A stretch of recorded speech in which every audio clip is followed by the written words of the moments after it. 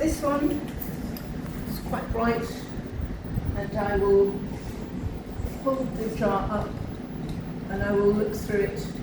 First of all, I'll see whether there's any air gap, and then secondly, I'll be looking to see if I can see anything in there. Once I'm happy that there's nothing in there, I'll take the lid off. And what I'm expecting, if it's nice and clean, I'm expecting this to make a ringing sound. That shows me that you've got a nice clean rim and a nice clean lid. Okay? Then the next thing I do is smell it. I'm smelling for the aroma.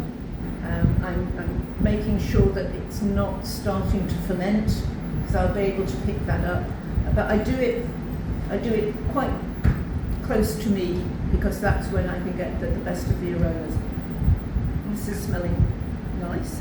And then the next thing I'll do, I haven't got my sticks, is I would put a stick in. I'd also look at the surface with my torch. Okay, again to see if there's anything on there. This one's got quite a few bubbles on the surface. You see them? So it hasn't settled for long enough. And then I'd use my stick and I check the viscosity, so I will see how thin or thick it is. And with practice, I can tell you almost to the 0.1 of what percentage water content is. I've tested so many, and if I think it's over the 20%, which is the legal limit for honey, I would use a refractometer to check the water content. And then the last thing I do is I taste it. Okay, so that's what I said. The last thing I do is taste it. So after all of that, in my mind, I've now been going through. I'm comparing this to that. I'm comparing where things are better, where things are worse. And this one's got some bubbles, that one hasn't. This one's got a lovely aroma, that one hasn't. So in my mind, I'm going through that, and then in my sort of scoring as I'm going along, and then the taste. And I'm looking for something that's distinctive and unusual and different from all of the rest of the exhibits on the shelf. So why do we have the variance from 17 to 18 to 20%? For showing and for keeping of your honey, really anything below 18% is the best. However, legally, you can call honey anything that's below 20%. So 20% you can sell your honey on to the customers. Above 20%, it's likely, particularly in your climate, likely to start to ferment and will go off quickly. So really, the lower the water content, really the better it is for your customers. Because as soon as they start opening and closing it, the water will be coming in. Because honey is hygroscopic, it absorbs water. So over time, if you keep it out without a dehumidifier, it will absorb the water. But locally, there's no disqualification if you are at 19 versus 17. No, you're not disqualified. You would only be disqualified if you're over 20. It's just that the judge will be ranking in their mind. If one's 19% and one's 17%, the 17 will score higher in their mind.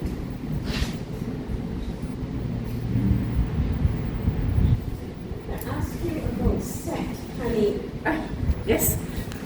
How do we get the honey? Well, I was reading that it probably does have like pollen grains in the first place to crystallize naturally. And so in our temperatures, do you think that we can have that honey set naturally? You can get set honey. I've seen it from Dominica. That they have some honey that sets quite quickly. And honey sets because of the difference of the glucose and fructose levels that's in it. So as the bees collect the nectar, it's largely sucrose, and partly it is fructose and glucose, and lots of other little smaller chain sugars. And the bees will convert that sucrose to fructose and glucose. glucose, and the amount of glucose depends on the rate of setting. So over time, my honey, the fruit, it's liquid, and over time it will set as the fructose converts to sucrose. I'll try again. As the fructose converts to glucose, and it's the glucose levels that make it set. So you can do it, but I think at the temperatures that you're normally storing your honey, it's more likely to stay in the fructose state than transferring over to glucose. Have I got that right? There's a lot of different temperatures, Yeah. so you could make a set honey here. Yeah, you could pop it. But you would have to have a refrigerator set up to 13 degrees Yeah. Celsius. Yeah. And then if you took your honey and put it in 13 degrees Celsius, it would actually start to set. And then you could start doing a set Yeah. honey, but you have to do it artificially because the temperature is just Yeah. too hot. Yeah. Where it's naturally room temperature in Canada is like 21 degrees. I always thought that plant diversity basically was accounts for that. It's like the forage. The forage does influence it. Yeah, but it's More so. largely temperature. But, I mean, there are some crops. The canola, rapeseed crop has got a very high level of glucose in it, and that sets very quickly, and it sets very hard. But again, you haven't got that as a crop here. Lucky you.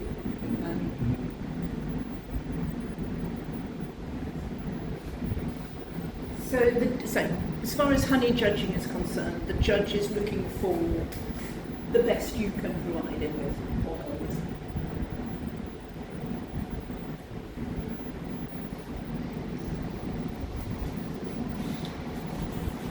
And so for the set honey, you wouldn't strain it out the plane, I don't. Well, I put it through a double strainer, and as I say, a 200 micron cloth will not take all of the pollens out. It's leaving most of the pollens behind. A lot of the people in the US sort of like this raw honey, which means it's not filtered, but really the main thing about being raw is that it's not being ultra finely filtered and ultra heat treated, which is what happens in order to keep the honey liquid on the supermarket shelf.